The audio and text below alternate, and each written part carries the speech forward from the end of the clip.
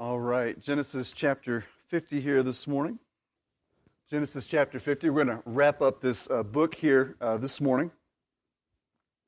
As we wrap it up, it's helpful to think about where we started at to a degree. And where we started at was by laying out two main themes that we see throughout the book of Genesis.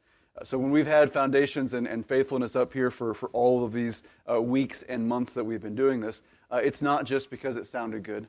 It's not just because they both start with the letter F, although I am partial to things that alliterate like that.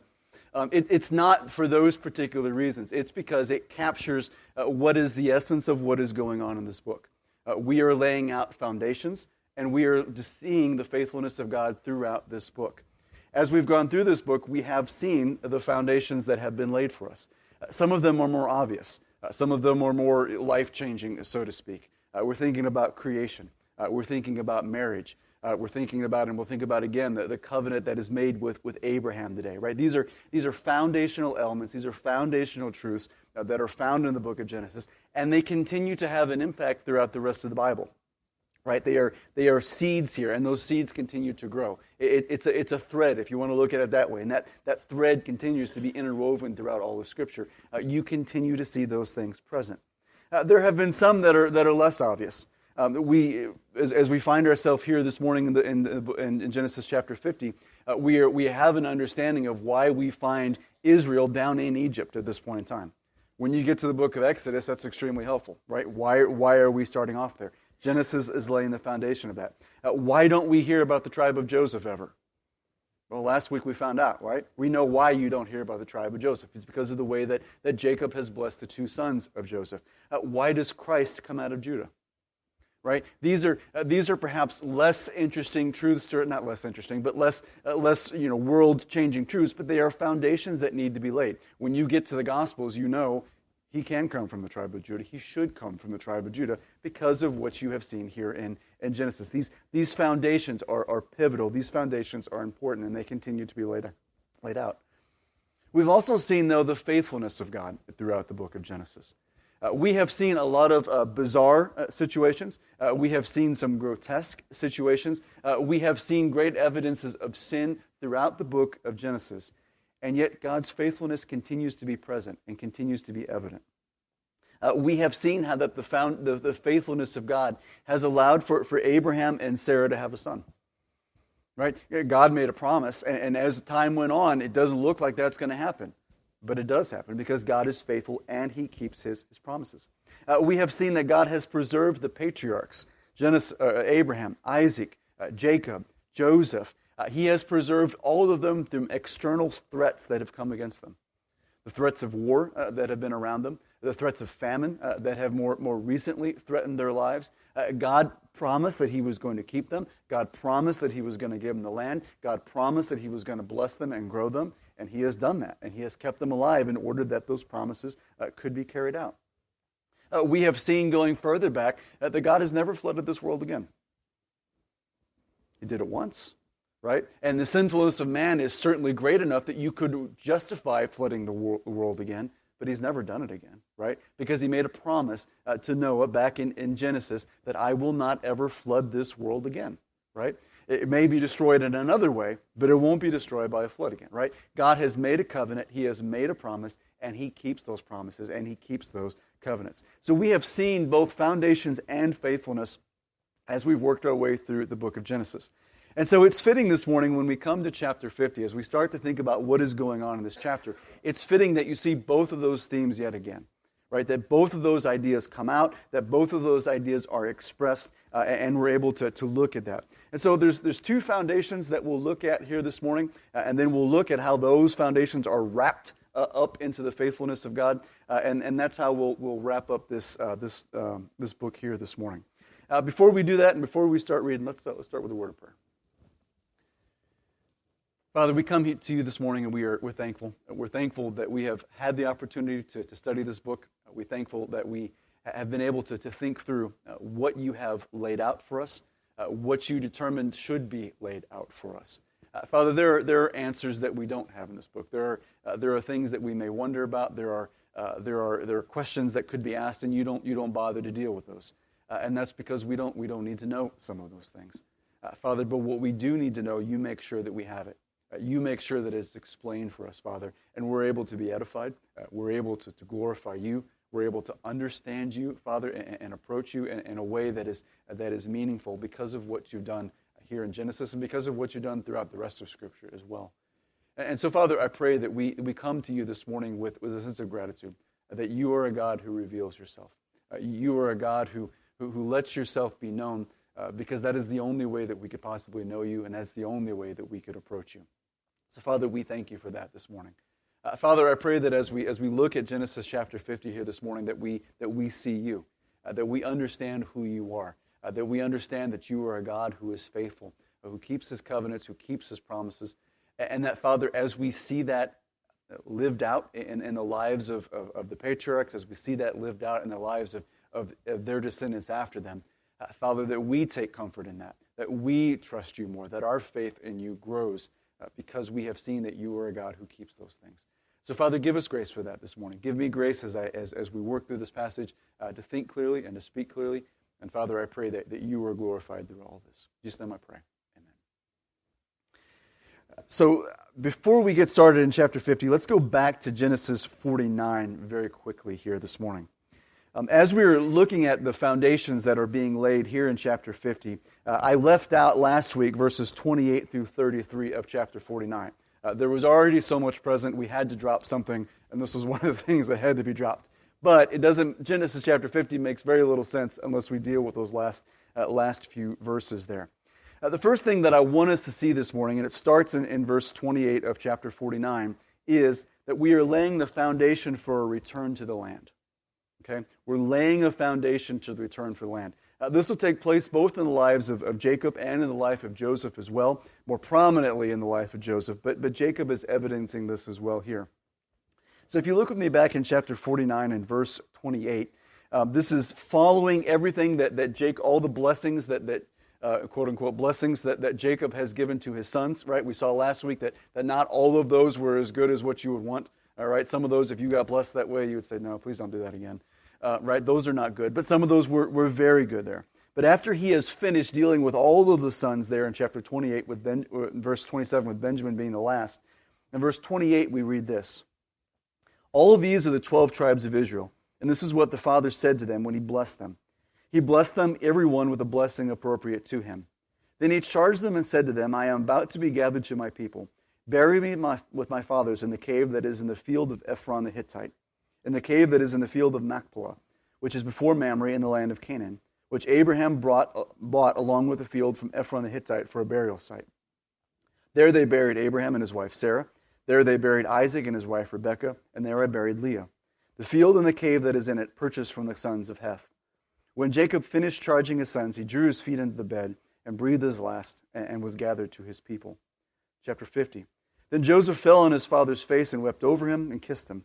Joseph commanded his servants, the physicians, to embalm his father. So the physicians embalmed Israel. Now 40 days were required for it, for such is the period required for embalming, and the Egyptians wept for him 70 days. When the days of mourning for him were past, Joseph spoke to the household of Pharaoh, saying, If now I have found favor in your sight, please speak to Pharaoh, saying, My father made me swear, saying, Behold, I am about to die. In my grave, which I dug for myself in the land of Canaan, there you shall bury me. Now therefore let me go up and bury my father, and then I will return. And Pharaoh said, Go up and bury your father, as he made you swear. So Joseph went up to bury his father, and with him went up all the servants of Pharaoh, the elders of the household, and the elders of the land of Egypt, and all the household of Joseph, and his brothers, and his father's household. They left only their little ones and their flocks and their herds in the land of Goshen. There also went up with him chariots and horsemen, and it was a very great company. When they came to the threshing floor of Atad, which is beyond the Jordan, they lamented with a very great and sorrowful lamentation. And he observed 7 days mourning for his father. Now when the inhabitants of the land of the Canaanites saw the mourning at the threshing floor of Atad, they said, This is a grievous mourning for the Egyptians. Therefore it was named Abel Mizraim, which is beyond the Jordan. Thus his sons did for him as he had charged them. For his sons carried him to the land of Canaan and buried him in the cave of the field of Machpelah before Mamre, which Abraham had bought along with the field for a burial site from Ephron the Hittite. After he had buried his father, Joseph returned to Egypt, he and his brothers, and all who had gone up with him to bury his father. a very large and a very grand procession, isn't it? Right? Everything taking place from Genesis 49, verses 28, all the way down to verse 14 here in chapter 50. All of this stems from what is Jacob's last wish, right? That is what all of this is flowing from. Jacob has a last wish, and it is very simple. I want to be buried with my fathers, right? All of this is going back in Genesis to earlier on in the book of Genesis when we were looking at the death of Sarah. And as Abraham is sitting there in the land of Canaan, and he has no land to his name whatsoever, right? Nothing at all. Even though God has promised him that he is going to give him the land of Canaan, Abraham owns absolutely nothing. All of his time in Canaan has been spent sojourning, living over here, living over there. He seems to eventually settle more around Hebron and really puts down some roots there, seems to get some allies there, but he doesn't own anything. And you remember that when Sarah dies, Abraham has to go to the people of that city and say, I need a place to bury her. I don't have any land to my name. I don't own anything. I don't have a cave to stick her in. I don't have a grave. I have absolutely nothing. I need some place to bury my dead. And at that point in time, Abraham apparently had scoped out a spot. This looks good. And approached Ephron the Hittite, as his name is mentioned several times in this passage, and says, let me buy this land from you. And Abraham buys the land. Up until the point that Jacob will settle in Shechem for his very short stint there, that is the only piece of land that any of the patriarchs own. Even at this point in time, all they own is that piece of land and a little piece of land outside Shechem. That is all that anyone of this family owns in the land of Canaan, despite all the promises that have been given to them, right? But Jacob now looks at his sons as he's getting ready to die, now that he's blessed them all, now that he's pronounced the things that are coming, and says, I want to be buried with my fathers. I want to be buried with Abraham, and I want to be buried with Sarah, and Isaac, and Rebekah, and I want to be buried with my wife Leah as well. You may remember that it seems odd that Leah is the one that he wants to be buried with. Rachel is the one that he loves more and is closer to. But Rachel is buried somewhere else, right? Because of the way that Jacob was sojourning, it wasn't feasible, and he wouldn't be with everyone else if he was buried where Rachel was. So he's going to be with Leah, which many see as kind of a justice, right? She really was the first wife, and it was a little bit unfair of what Jacob had done. But this is Jacob's final request. I want to be buried with my fathers. I want to be buried there in Hebron. And this puts then a burden on the rest of his family to carry out this wish. Right? And remember, they're all down in the land of Egypt. Right? This is not going to be an easy journey. This is not something that's going to take a short period of time where you just jump in a car and drive up there. There is going to be a lot of effort that has to take place for this to happen. And this is exactly what leads us into chapter 50. Right? The execution of that wish. What Jacob wants is going to be carried out. In chapter 50, verse 1, you notice there, Joseph is present there, able to close his father's eyes. This was one of the things that God promised to Jacob. As Jacob was getting ready to leave the land of Canaan to go down to Egypt, he promised that Joseph's going to be there to close your eyes, right? Which was a comfort to Jacob. This was the one that he loved. This is the son that he prized and treasured more than any of the others. And Joseph, verse 50, chapter 50, verse 1, he is present. He is right there, just as God had promised for him to do. Jacob, in essence, gets a state funeral, a state burial, as it were. It's odd because, and as you look in verses 1 through 3, you don't expect Jacob to be afforded this kind of honor. Jacob is not a pharaoh. Jacob is not an Egyptian nobility. Jacob is not a priest. Jacob is, as far as Egyptians would be concerned, a nobody from the land of Canaan. Now, the only thing that brings Jacob any status is who? It's Joseph, right? Joseph is the one that brings Jacob any status whatsoever. And so it seems reasonable then that the reason why you see this state funeral, the reason why you see, end of verse 3, and the Egyptians wept for him 70 days.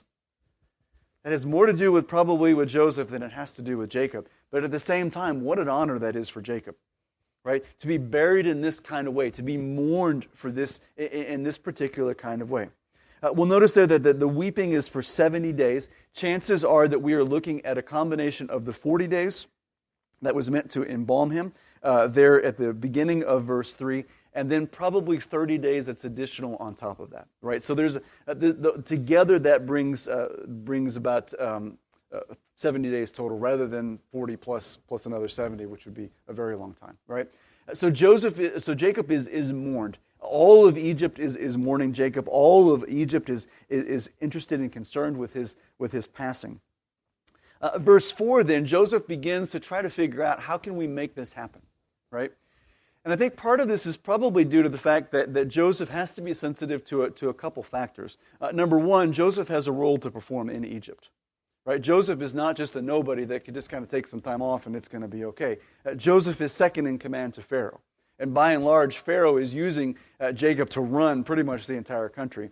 To have that individual step out for a good period of time to go up to the land of Canaan is kind of a big deal, right? That this is something that's going to be a little bit unusual, and so this probably explains some of the back and forth that's taking place there in verse 4. You'll notice there that Joseph does not go to Pharaoh himself and ask; he sends someone else. All right. When the days of mourning for him were past, Joseph spoke to the household of Pharaoh, saying, "If now I have found favor in your sight, please speak to Pharaoh, saying." Right? Joseph is not the one that is doing the action here, right? He is talking to the household of Pharaoh, saying, "Can you go to Pharaoh? Can you ask for Pharaoh to let me do this thing?" And probably part of this is Joseph's role. Joseph knows this is sensitive. Some commentators have speculated that this could partly be a fear that Joseph might leave and go back to the land of Canaan and forget Egypt altogether, right? That there might be some concerns about that. By this point in time, the famine is long over. Right? The famine is done. The famine has been over for a while. So the immediate cause for having Joseph there is over. It could be seen as an opportunity to Joseph to say, "Listen, I did what I told you I was going to do. I got you through this famine. I'm out of here, right? And I'm going to take everyone with me." And some have looked at some of the details here, right? You see at the end of verse 8, the little ones and the herds are still present. Some have even looked in verse 9 at the chariots and horsemen as being not only a form of protection, but being a form of making sure that Joseph really does come back down to Egypt. Right? We need Joseph, and we're not going to let him play hooky. Right? He's going to have to come back when this is over. So that's entirely possible. It's entirely also possible that you notice there when it calls out when the days of mourning for him were past, that there maybe have been some kind of a tradition that indicated that because he was in mourning, he wasn't allowed to or shouldn't have spoken to Pharaoh anyway. So this may have been some kind of a tradition. Some have pointed to when you look later in Israel's history, and Nehemiah is afraid to come into the king's presence because he's crying, right? Because he's distressed, and the king doesn't want to see that. The king doesn't need to see that for whatever reason, right? There may be something similar that is going on here. Joseph is still in a form of mourning. It's not appropriate to go in and see Pharaoh. Pharaoh wouldn't allow him to come and see him in that particular situation, and so there's a need for intermediaries there. But whatever that is, Joseph is trying to get these wishes that Jacob has professed to come into play. And so he sends to Pharaoh to say, "Listen, let me go bury my father. Right, let me go bury my father. Let me fulfill his wishes. Let me bury him in the land of Canaan and give me some time off, in essence. Right? Let me do this." Pharaoh is pleased with this. Pharaoh says in verse 6, "Go up and bury your father as he made you swear." Right? Go do this thing. Make this thing happen. And apparently he not only said make this happen, but he sent a lot of people with him. Right? You'll notice that list of everyone that goes with him. Verse 7, Joseph went up to bury his father, and with him went up all the servants of Pharaoh, the elders of the household, all the elders of the land of Egypt, and all the household of Joseph and his brothers and his father's household. Combine that with verse 9, there also went up with him chariots and horsemen, and it was a very great company. Right? That seems to be a very fitting description of exactly what is going on. Pharaoh not only says, "All right, Joseph, you can go up, you can go bury your father," but Pharaoh sends people with Jacob to make this a grand affair. What probably is happening, we're probably talking about mid-level and higher nobility that are going with him to make this an official affair. Jacob's already been given that state funeral. They're in verses 1 through 3, and this simply continues that. Right? We are going to continue to honor Jacob. And probably by virtue of that, we are going to continue to honor Joseph as well. They send horsemen, they send chariots to make this a big deal. Again, part of that is possibly because we want to make sure Joseph comes back. The other part is this is ensuring that there is no interference with this party at all.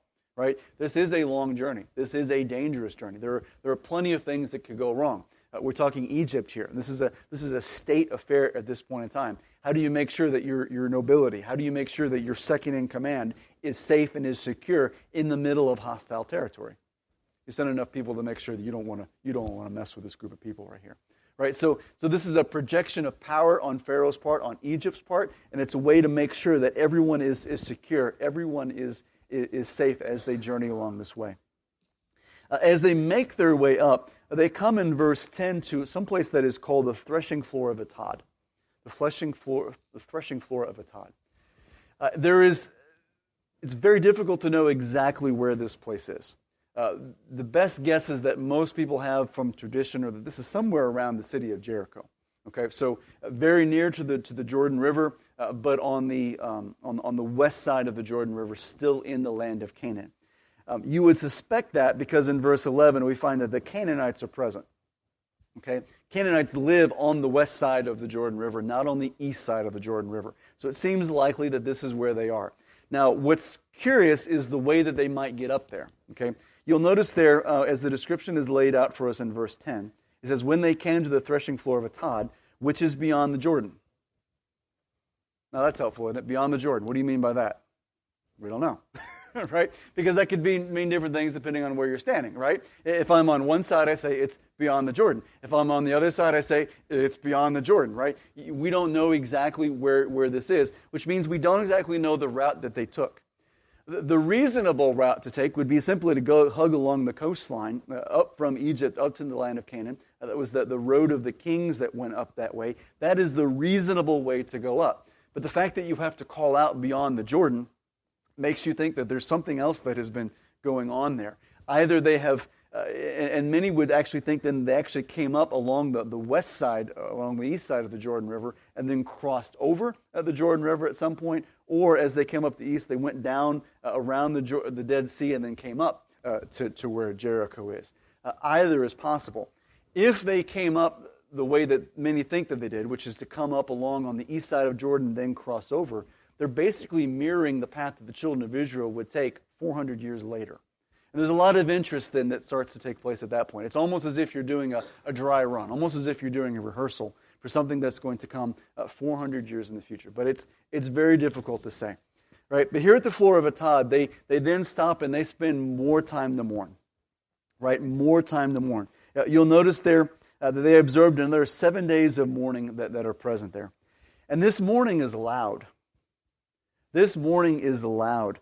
Because in verse 11, when the inhabitants of the land, the Canaanites, saw the mourning at the threshing floor of Atad, they said, this is a grievous mourning for the Egyptians. Therefore it was named Abel Mizraim, which is beyond the Jordan. The Canaanites that were in the land, the Canaanites that were present, saw what was going on and said, oh my goodness, like what is going on over there? What tragedy has befallen the Egyptians? They mourn like this. And it strikes them so much, they are so impressed by what is going on, they decide, we're going to name the place after that. Right? And so they call it the brook of Egypt, or the mourning of Egypt. Abel is you can kind of be twisted in either which way, and might be intended as a play on words there, right? This is the place where Egypt was. This is the place where Egypt mourned over the loss of someone, right? This was noticeable. This was significant, and everyone understood this was a big deal. Chances are then after those 7 days are finished, that's when we come to verses 12 through 14.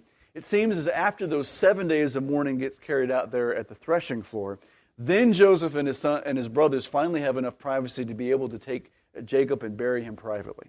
Okay, probably leaves the rest of the company there at the threshing floor, journeys a little bit farther, and there in verse 12, thus his sons did for him as he had charged them. For his sons carried him to the land of Canaan and buried him in the cave of the field of Machpelah before Mamre, which Abram had bought along with the field for a burial site from Ephron the Hittite. So chances are they're finally able to get away. The mourning, the official mourning is over. All the state funerals are done. We've embalmed him. We've got him in the place where he needs to be. We've got him into the land of Canaan. And they're finally able to take him to that cave and bury him the way that Jacob has wanted to be buried the entire time. Right? This is a big deal. This is a big deal. And you'll notice that Moses spends a lot of time on this. Right? This is significant to Moses. Right? And the question becomes why? Why is this so significant to Moses? Why is this so important, right? And it's because of this land, right? This land is important to this family, right? God has promised to this family, I am going to give you this land, right?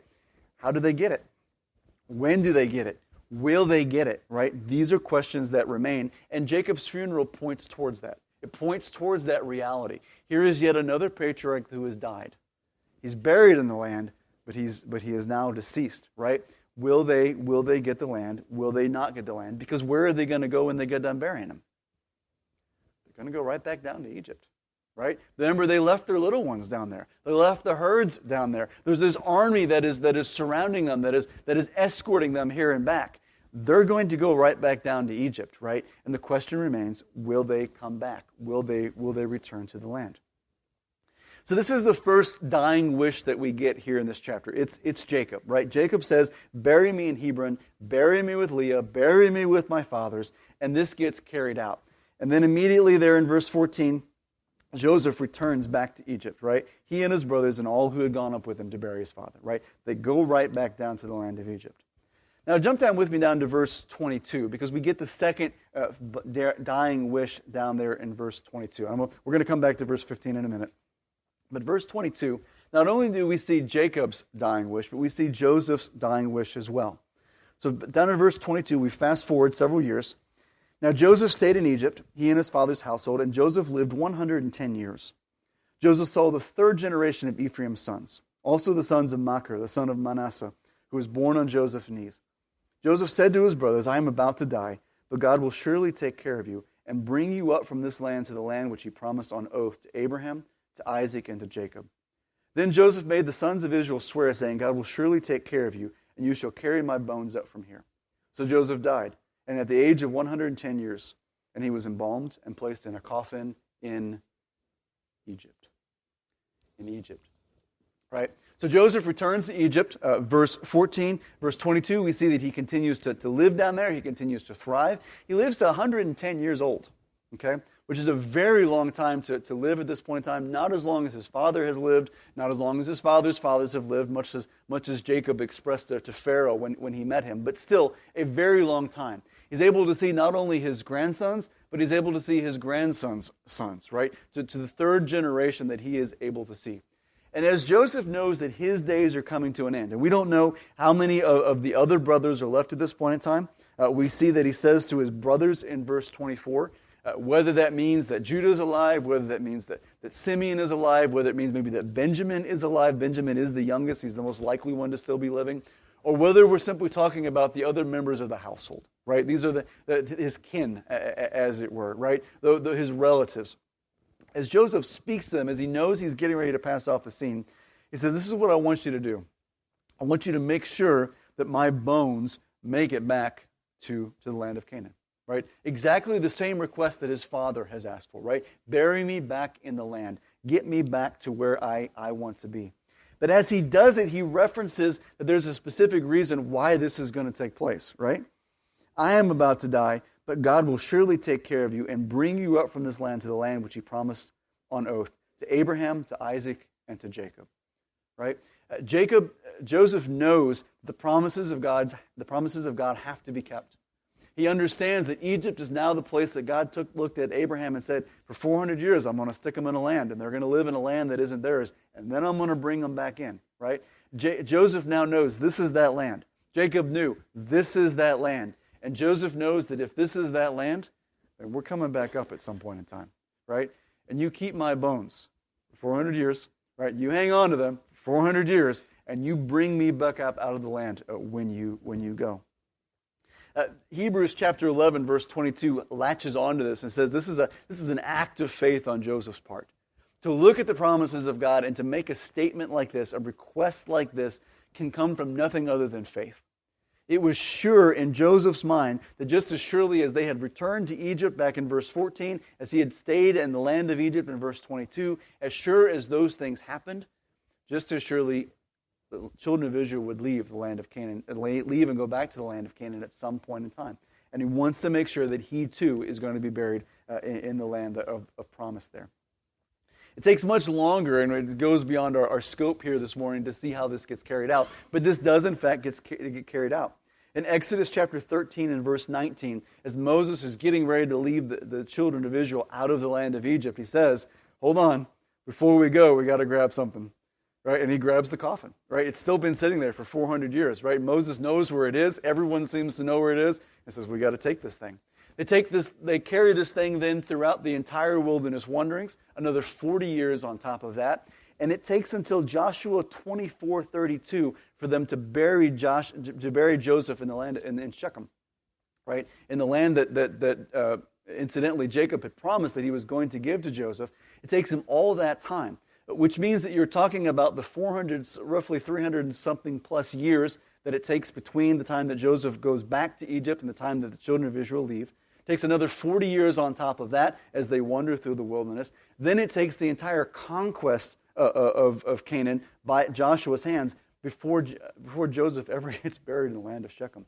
Joseph's bones are literally on some 400 years of journeying, that he's sitting in this coffin, and it happens. It takes place. Joseph gets buried in the land of Canaan exactly as he promised, which will take us to what we'll look at later. We're talking about the faithfulness of God, right? It is on display, and Joseph's dying wish will, in fact, be carried out. And so as you end the book of Genesis, you are laying the foundation for a return to the land, right? You are laying a foundation in Jacob's death. You were thinking about the children of Israel needing to leave at that point, right? Not everyone is going to go up on that state funeral. You leave the little ones and you leave the flocks behind. But what happens when you get to the book of Exodus? You take those little ones and you take those flocks with you. That becomes a big point of contention as they negotiate with Pharaoh, right? You're thinking about the return to the land. You're thinking about them getting back in. You're thinking about them returning via that same route potentially, right? As you see that state funeral, as it takes its journey up there, you're thinking about that return. And as you look at Joseph's dying wish there at the end of this book, you're thinking again about the book of Exodus. It practically leaps into Exodus chapter 1 because you can't wait. Will they get Joseph's bones to Egypt or will they not? Right? And it's beautiful the way that it's worded. These dying requests, these dying wishes lay the foundation for a return. Right? God has promised to Abraham, I'm going to send your seed down to live in Egypt for 400 years and I'm going to bring you back out after that. And you are waiting for it by the time you get to Genesis chapter 50. And you can't wait to get Exodus chapter 1. But we're not going there this morning. Okay? But that is exactly what it is setting us up for. The second foundation that we see in this chapter is a foundation of God's sovereignty. A foundation of God's sovereignty. If you go back now to verses 15 through 22, let's deal with the scene that we find here. In verse 15, when Joseph's brothers saw that their father was dead, they said, "What if Joseph bears a grudge against us and pays us back in full for all the wrong we did to him?" So they sent a message to Joseph saying, "Your father charged before he died, saying, 'Thus you shall say to Joseph, please forgive, I beg you, the transgressions of your brothers and the sin, for they did you wrong. And now please forgive the transgression of your servants, of the servants of the God of your father.' And Joseph wept when they spoke to him. Then his brothers also came and fell down before him and said, 'Behold, we are your servants.' But Joseph said to them, 'Do not be afraid, for am I in God's place? As for you, you meant evil against me, but God meant it for good in order to bring about this present result, to preserve many people alive. So therefore do not be afraid. I will provide for you and for your little ones.' So he comforted them and spoke kindly to them." Verses 15 through 21 are honestly rather sad in almost every sense of the word. It's a tragic scene that takes place. It's an understandable scene that makes sense given the history that has taken place between Joseph and his brothers. But it lets you understand that the brothers don't seem to really understand what's going on still. Right? Joseph seems to understand what's going on, but the brothers don't seem to get it. So when you look in verse 15, you basically have the brothers trying to make sure that they're going to be safe for the rest of their life now that Jacob has passed off the scene. They seem to get around. They seem to start to think among themselves, we didn't do a good thing to Joseph at all. We sold him down into slavery. He was very young when we did that. Things were not easy for him. I'm sure by this point Joseph has relayed much of what would have happened to him in the land of Egypt. Right, so you have the slavery that takes place that they are directly responsible for. Then you end up with the time in prison that he has spent as Potiphar and his wife do Joseph wrong. Then suddenly you have that rise that takes place as Joseph then becomes the second in command in Egypt. But he must have related much of this to them, and they must have still felt some sort of guilt about this. And so in order to make sure, as you see end of verse 15, that Joseph doesn't pay them back, they determine that they need to take steps to make sure that this doesn't take place, right? And so there's a message that they send in verse 16, quote unquote, from Joseph's father. And I say quote unquote because it's not clear to me, and I don't think it is, a message that Jacob ever sent to his son Joseph. As you look at this message, it seems to be something that is entirely concocted by the brothers in order to make Joseph feel guilty, or in order to kind of hem Joseph and any of his grudges in, as it were. For one thing, you would think that this would come earlier, sometime in the book, right? You see several interactions that take place between Joseph and Jacob. You would think that maybe this would take place in chapter 48 when he's blessing his two sons. He would say, "Listen, now I know they did you wrong, but I'm going to bless these two boys, and you forgive your brothers, and it'll be okay." You would think it might come there. You might think that it would even come before verse 28 of chapter 49. Right after you get done with the blessings, and I know there's been some bad blood with you guys, but let's go ahead and calm this thing down. Let's not think about that ever again. Bygones are bygones, and so on and so forth, right? You would think that this would take place at some point. It seems weird that they have to send a message after the fact that Jacob is dead, that it would have really been from Jacob to begin with. The second thing that seems odd is verse 17. When he said, "Please forgive, I beg you, the transgression of your brothers and their sin, for they did you wrong." We never have any indication in the book of Genesis that the brothers ever fessed up to their father as to what they did. There's no record of it at all. In fact, it seems to largely be swept under the rug the entire time, right? Remember, they come up, they sell Joseph into slavery. They come back with Joseph's coat and present it before his father and said, "You tell us what happened. It's covered in blood. He must have been eaten by something. Something must have happened to him," right? And meanwhile, they have sold him and don't say anything about it at all. When they come back, and they come back from the land of Egypt after they're getting the food, and they say Joseph is alive, there's no mention at all of saying, "By the way, he is probably alive because we actually sold him down there and he didn't get eaten by a lion." It's more left to Jacob's wonderment that his son is really still alive.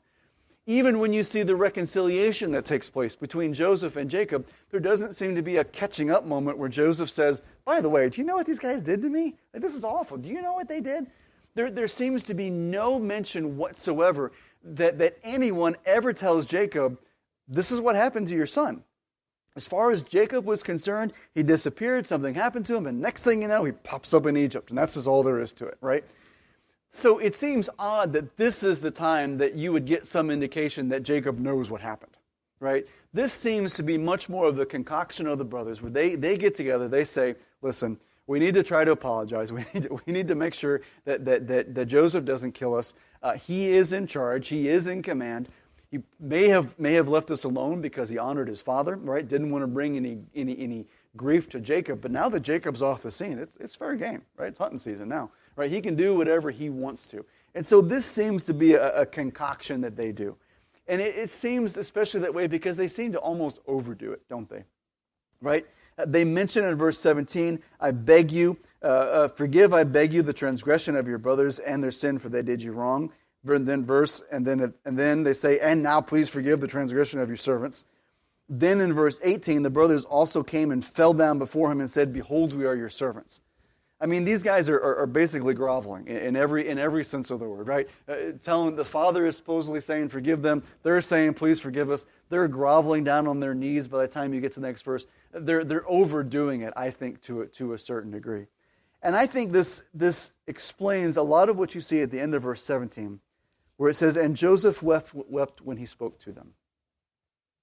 Joseph wept when he spoke to them. We don't really know why Joseph weeps, right? But we know that Joseph is weeping. And it seems to be a different weeping than takes place earlier when he sees his brothers for the first time, right? Or when he sees Benjamin again after all of these years.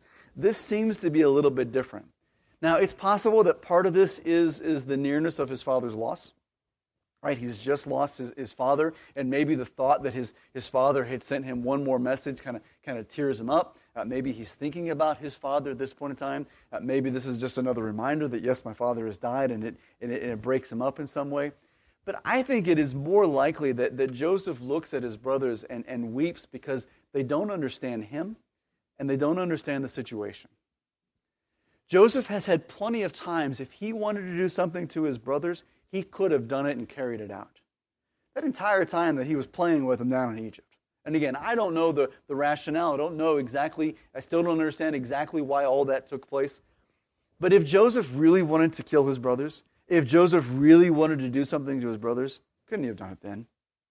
And even if Joseph is that concerned about his father Jacob, he's second in command. He can do whatever he wants. He could have done something to them even as they were coming back from the land of Canaan.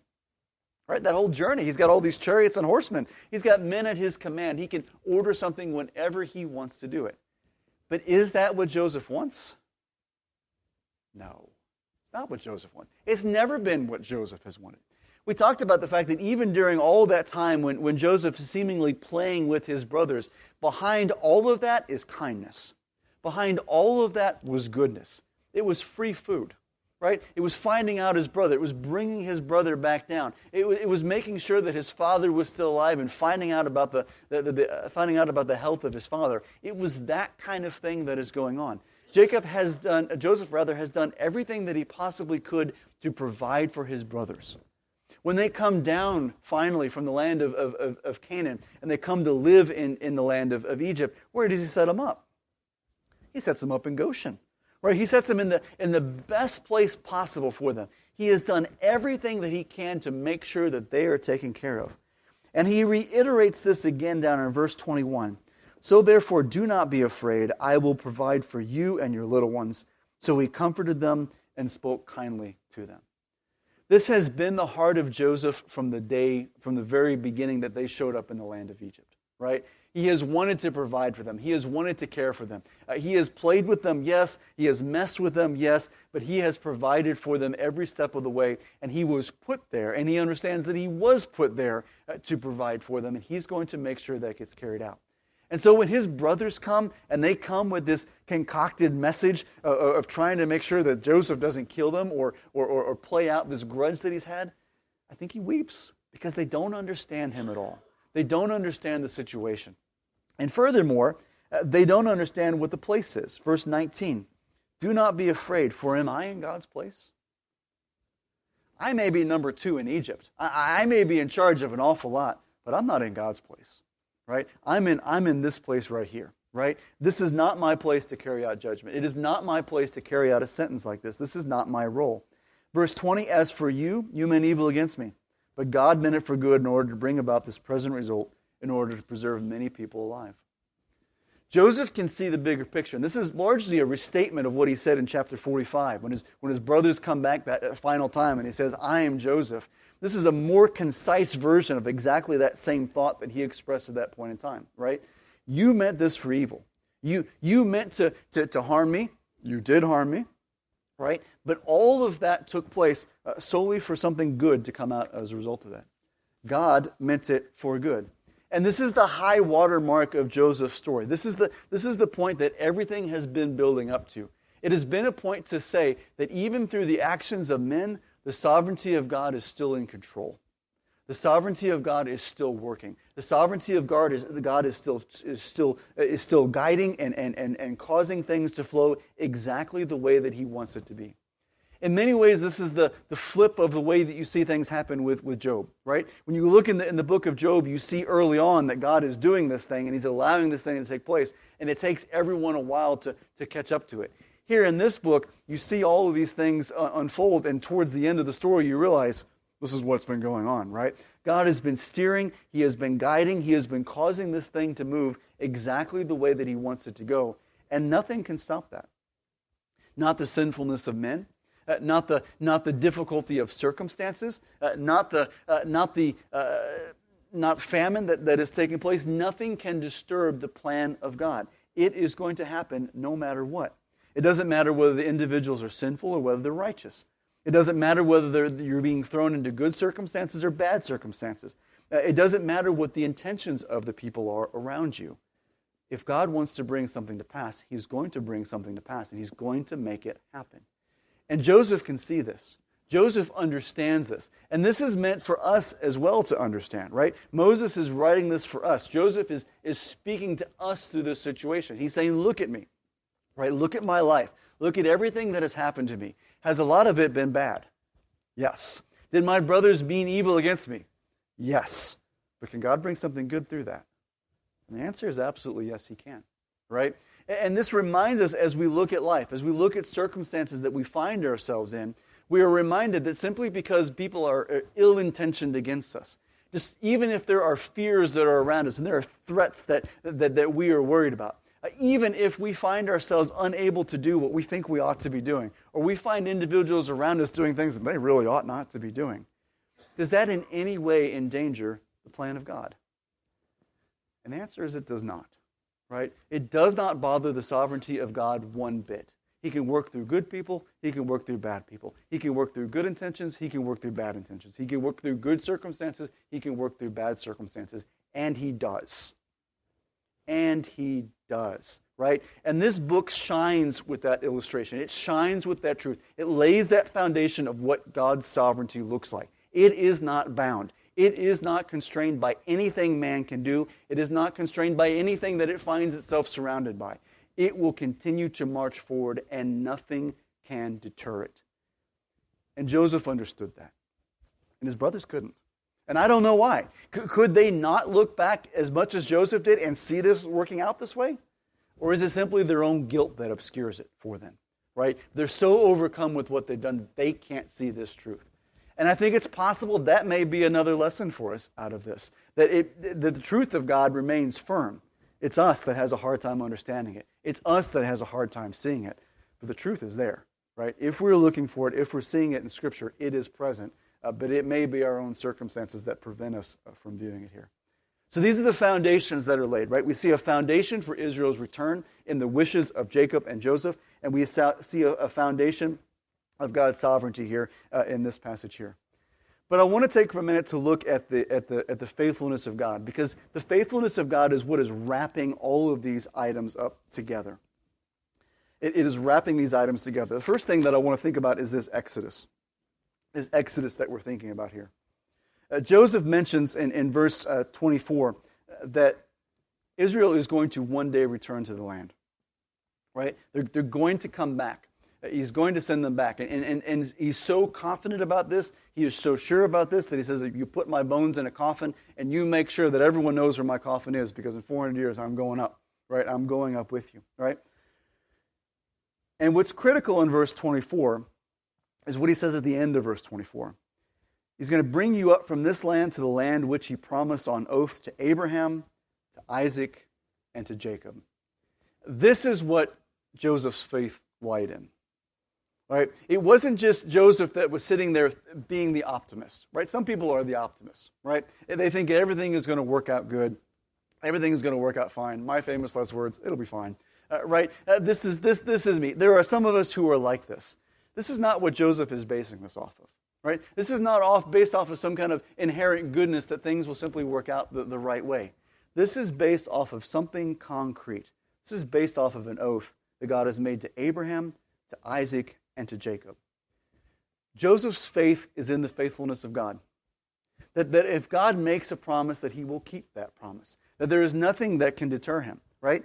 And if the sovereignty of God can be shown in his life to the way that Joseph has seen it to be, then even if it's 400 years later and individuals that this promise came to are long off the scene and are hardly remembered at that point in time, does that limit what God will do?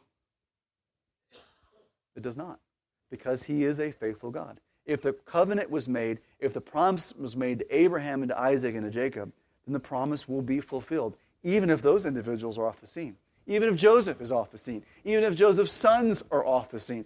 It doesn't matter, because the faithfulness of God is what is underpinning everything.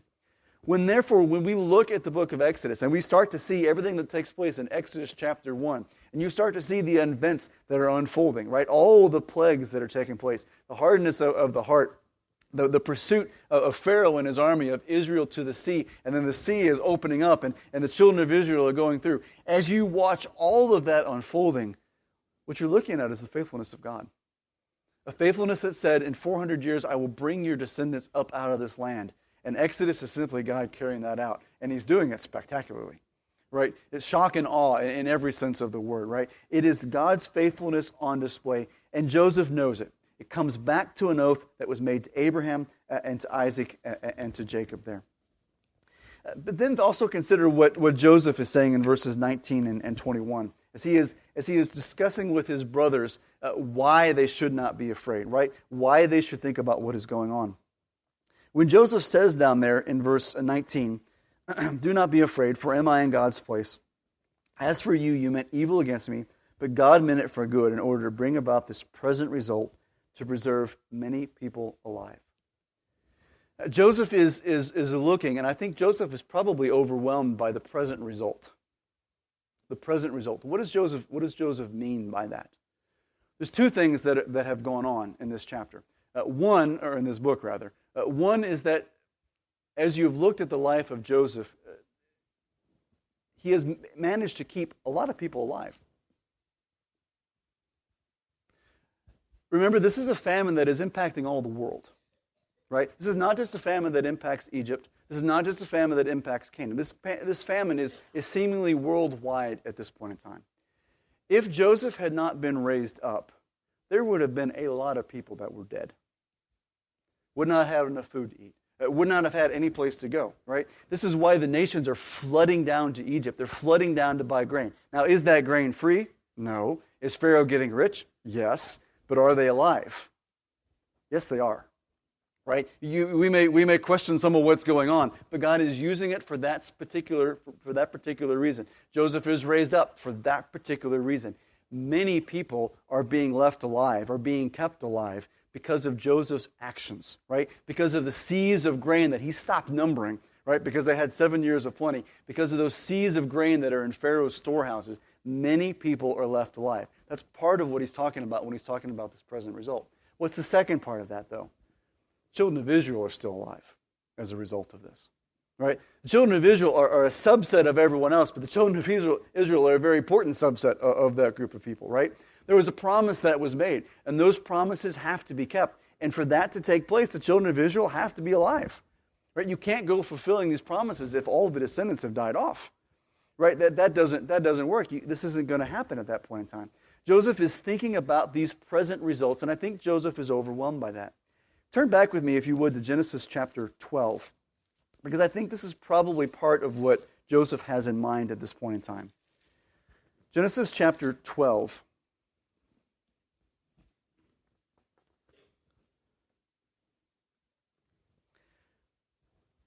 We're going back. This is a foundation, right, that was laid, a covenant that God is making with Abraham. Abraham is leaving the land where he came from. He's going to a place that he has no knowledge of. He's never been. He has no roots. He doesn't know anyone there. There's no reason for him to be there, right? You don't just go around traveling to these kind of places and living there for no reason, right? God has made a promise to him. Genesis chapter 12, verse 1. Now the Lord said to Abraham, go forth from your country and from your relatives and from your father's house to the land which I will show you. And I will make you a great nation, and I will bless you.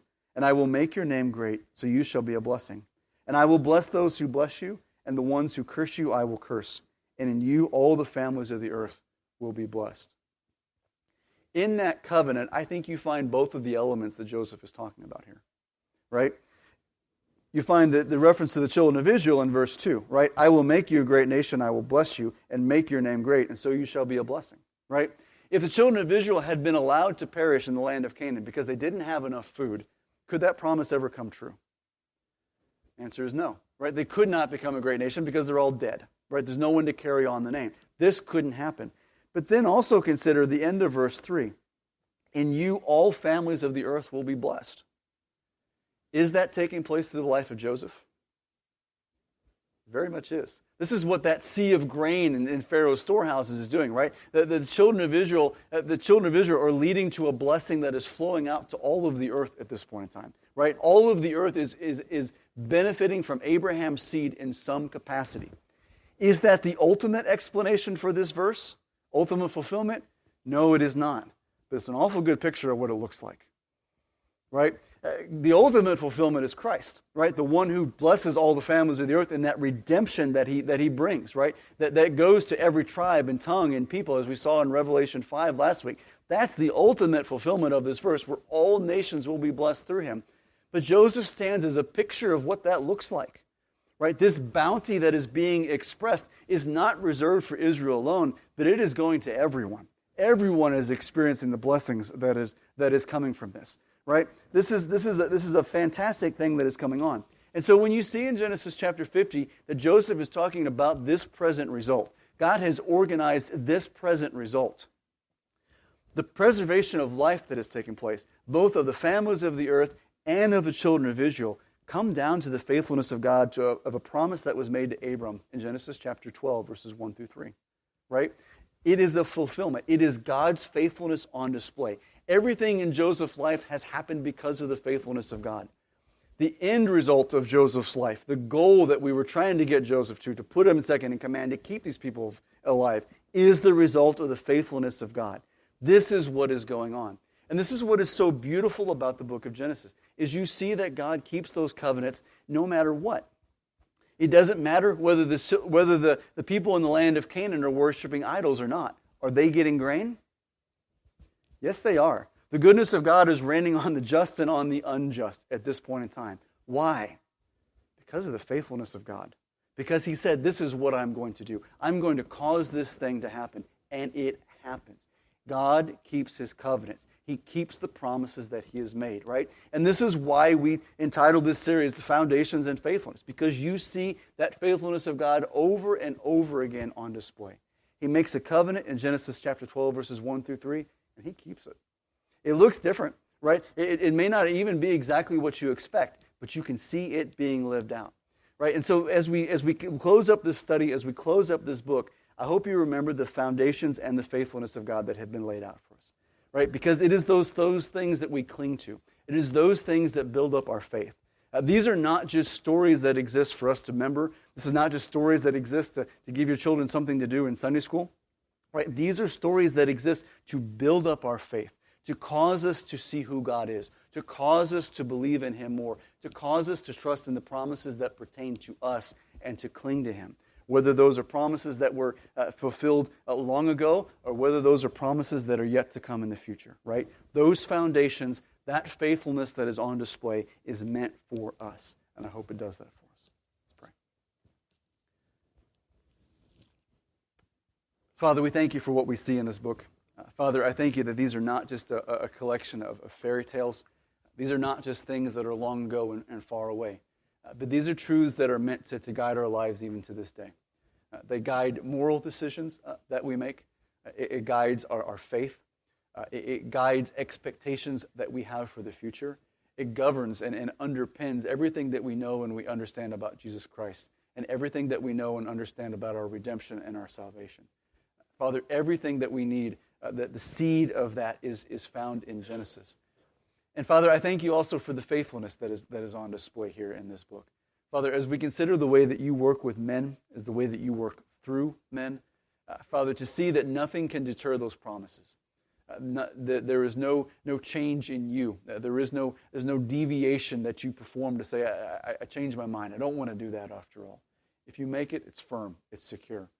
Because again, when it comes to our salvation and it comes to resting in a covenant which you have made through your Son, Father, your faithfulness is everything that we want to know about because that governs everything.